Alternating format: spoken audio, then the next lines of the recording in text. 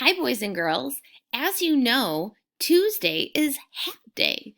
So, since it's Hat Day, I thought it might be a great idea to share a story about Abe Lincoln's hat. Because we all know that Abe Lincoln, former president, used to or is very famous for his top hat. So, let's find out more about it. Abe Lincoln's Hat by Martha Brenner, illustrated by Donald Cook. For Daniel and David. Abe Lincoln didn't have much money, but when he became a lawyer, he wanted to look his best. He bought a long black coat and a tall black hat. Every day, Abe wore his hat to his new job. People noticed the tall man in the tall hat. He was friendly to everyone. When they needed a lawyer, they remembered him. Abe lived in Illinois. Woot woot! His state was mostly wilderness. Then more and more settlers came. They built houses and farms and new towns. Sometimes they didn't get along. They argued over land and animals and money. Lawyers like Abe could help people settle their arguments. They could help people get a fair trial in court. Abe Lincoln was a smart lawyer. People came to him with all kinds of problems. He helped them all, but he had one problem himself. He forgot to answer letters. He forgot where he put important papers. A good lawyer cannot forget. Abe wanted to be a good lawyer, but he was not a good paper keeper. What could he do? Abe had an idea. His tall hat. He could push letters deep inside it. He could stuff notes into the leather band.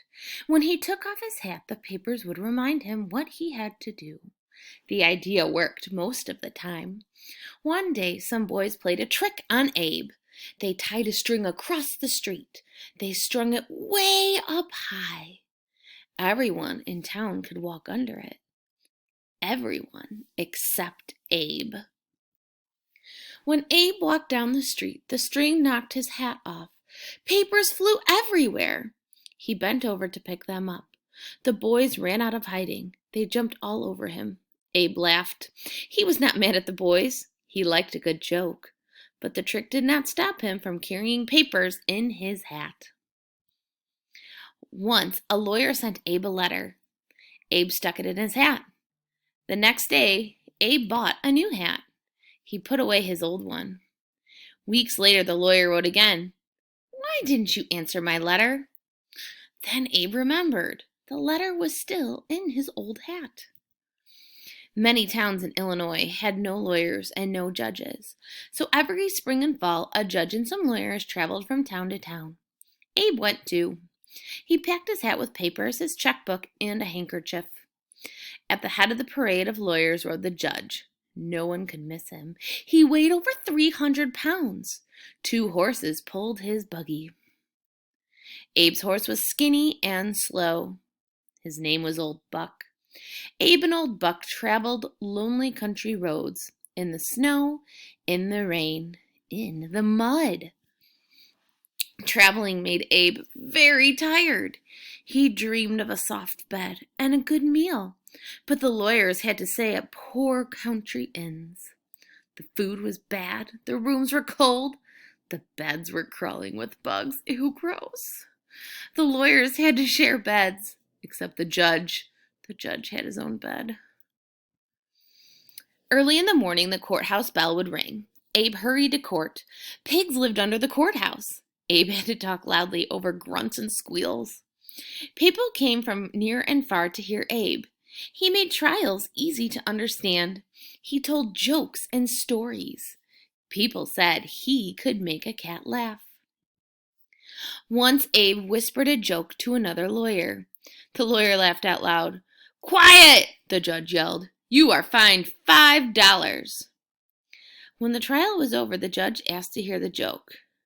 He laughed as hard as the lawyer. "That was worth $5, he said. "Forget the fine."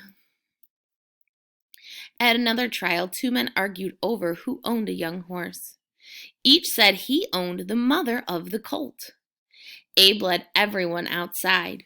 He put the two grown horses on one side of the lawn. He held the colt on the other side. Then he set the colt free. It headed straight to its real mother. One day Abe got a letter. It was from Hannah Armstrong. Years before, Abe had lived with her family. Mrs. Armstrong cooked for Abe. She sewed up the holes in his pants. Now she begged Abe for help. Her son Duff was in jail for murder. Abe did not stick this letter in his hat.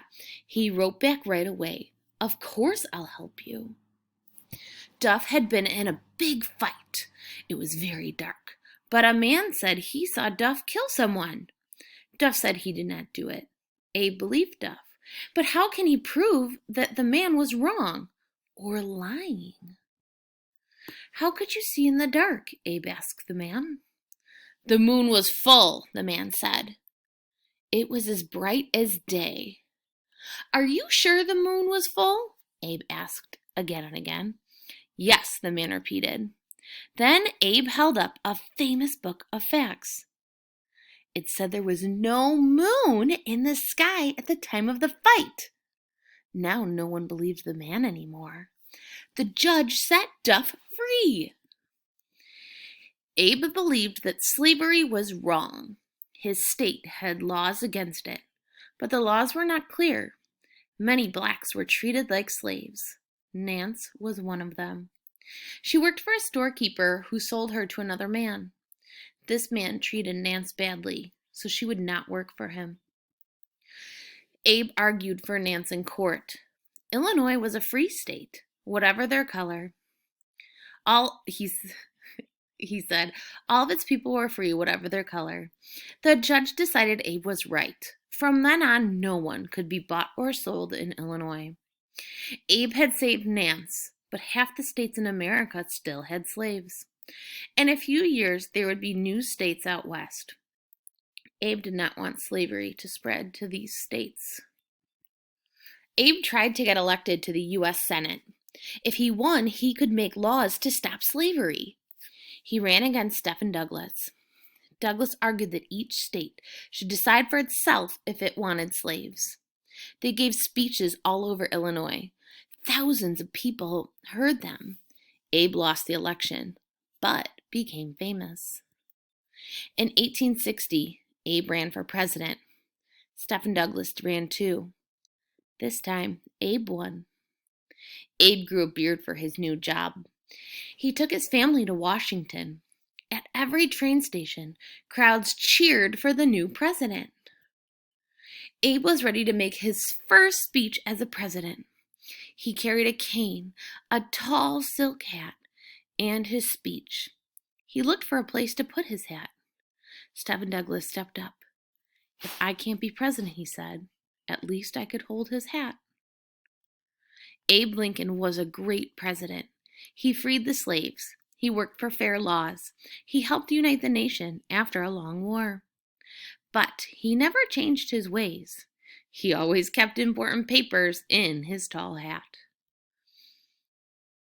So, boys and girls, what I'm going to ask for you today is if you are interested, on Seesaw, I have a fun activity about what important papers would you keep in your tall silk hat if you had one. I hope you enjoyed this story about a famous Illinoisan, our buddy Abe Lincoln. Have a wonderful day.